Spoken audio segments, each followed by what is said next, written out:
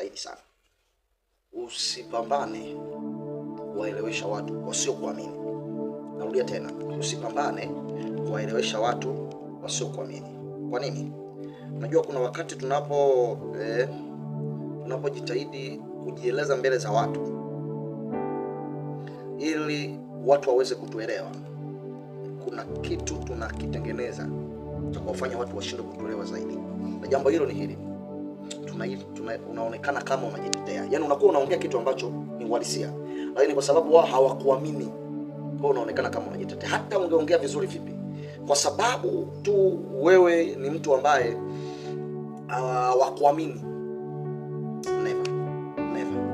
Kwa hiyo usipambane kuwaelewesha watu wasiokuamini ili wapate kuelewa. Hiyo ni kazi ngumu sana. Ni kazi ngumu sana. Kwa maana Yesu akawaambia neno hili, kama mniamini mimi, aminini kazi ninazozifanya.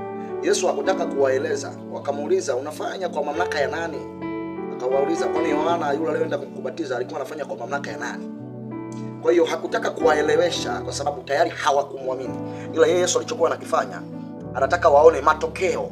Kwa hiyo jambo la msingi ambalo wewe kwako ni msingi na la maana, fanya jambo litakalo sababisha kila atakayesikia, kila atakayeona, akisikia mtu masikio yake yawashe, akisimuliwa aseme ndio huyo kweli ndio huyo, akiambiwa aseme hapana wewe hapana, akiona aseme huyu jamaa ndio huko tuko tunamchukuliaga hivi kawaida. Kwa kufanya hivyo, mtu wa Mungu na rafiki yangu unayenisikiliza, utakuwa mtu mwingine sana. Kwa sababu kuwa na brand sio kazi kutengeneza hiyo brand. Sasa kanuni moja hapo ya kutengeneza brand ni kuto kushindana na watu wa kuelewe. Wewe ifanya, tengeneza brand yako kwa vile unavyoweza. Yaani kuna namna unafanya watu wanaona ni kweli jamaa amemaanisha. Lakini ukianza kujielezea, unajua mimi, yaani mimi unajua, sikiliza, utapoteza muda sana. Muda mwingi. Ngoja niwaeleweshe nani hataki kukuelewa.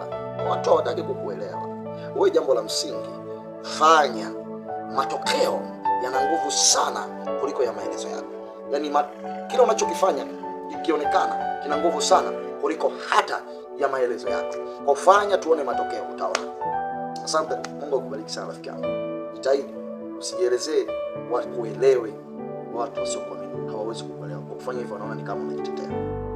Kwa makini na utakia baraka za Mungu katika jina la Yesu.